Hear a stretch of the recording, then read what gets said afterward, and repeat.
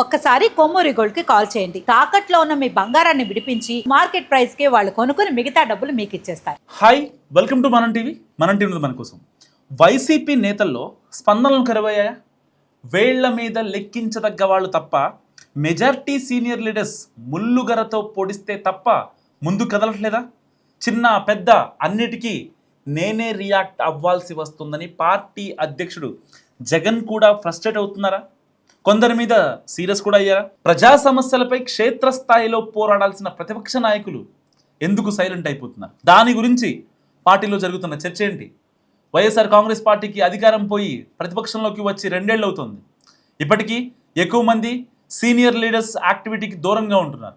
ఏదో పార్టీ పిలుపునిచ్చిన కార్యక్రమాల్లో మొక్కుబడిగా పాల్గొని మమ అనిపించడం తర్వాత తిన్నామా పడుకున్నామా తెల్లారిందా అన్నట్లు టైంపాస్ చేయడం రొటీన్ అయిపోయిందన్న చర్చ ఇప్పుడు పార్టీ వర్గాల్లో విస్తృతంగా జరుగుతుంది.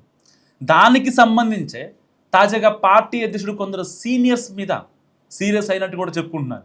మరి ముఖ్యంగా ప్రస్తుతం నడుస్తున్న 2 అతి ముఖ్యమైన అంశాలకు సంబంధించి నాయకుల వైఖరి గురించి మాట్లాడుకుంటున్నారు.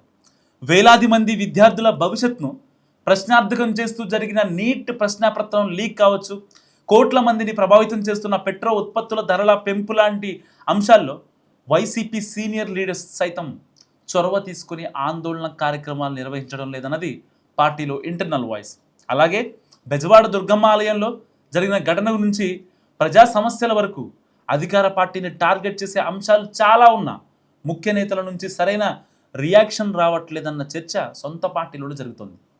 ప్రజా సమస్యలు సంక్షోభాల సమయంలో పార్టీ తరఫున గట్టిగా స్పందించాల్సిన నేతలు సైలెంట్గా ఉంటున్నారంటూ అధినేత జగన్ మరోసారి సీరియస్ అయ్యారట.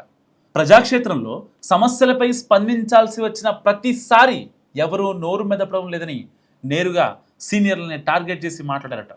నీట్ పేపర్ లీకేజ్ ప్రభావం రాష్ట్రంలోని దాదాపుగా 56,000 కుటుంబాల మీద పడిందని, దేశవ్యాప్తంగా దాని గురించి అంత దుమారం రేగుతున్నా ఇక్కడ పార్టీ నాయకులు కనీసం స్పందించలేకపోవడం, బలంగా వాయిస్ వినిపించకపోవడం ఏంటని నిలదీశారట జగన్. సో దాంతో ఆ విషయంలో ఆలస్యం జరిగిందని నేతలు కూడా జగన్ ముందు ఒప్పుకోక తప్పలేదు.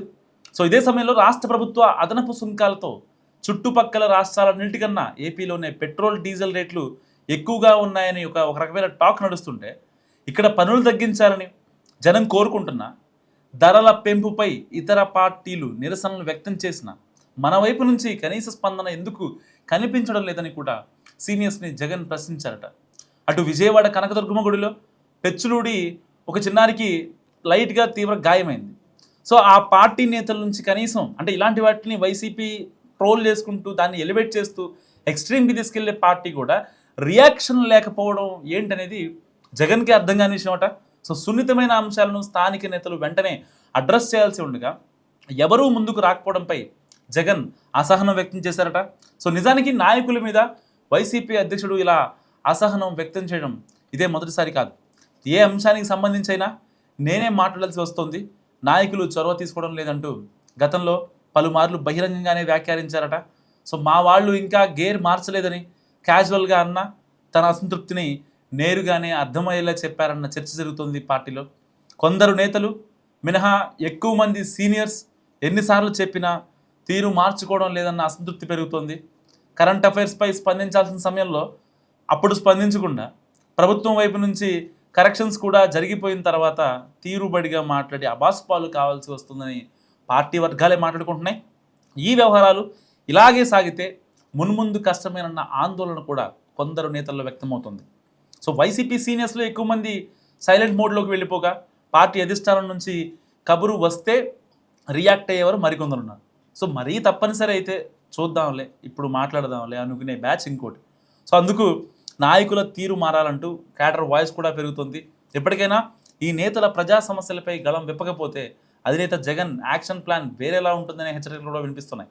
మరి ఆ నేతల గేరు మార్చి ముందుకు వెళ్తారా, లేక జగన్ కొత్త గేర్లు వేస్తారా అన్నది ఇప్పుడు పొలిటికల్గా నడుస్తున్నటువంటి చర్చ. మరి మీరేమనుకుంటున్నారు? జగన్కి ఆ సీనియర్ జూనియర్ నేతలు సహకరిస్తారా, లేదా కొత్త తలనొప్పులు దిగొస్తారా? మధ్యలో కామెంట్ చేయండి.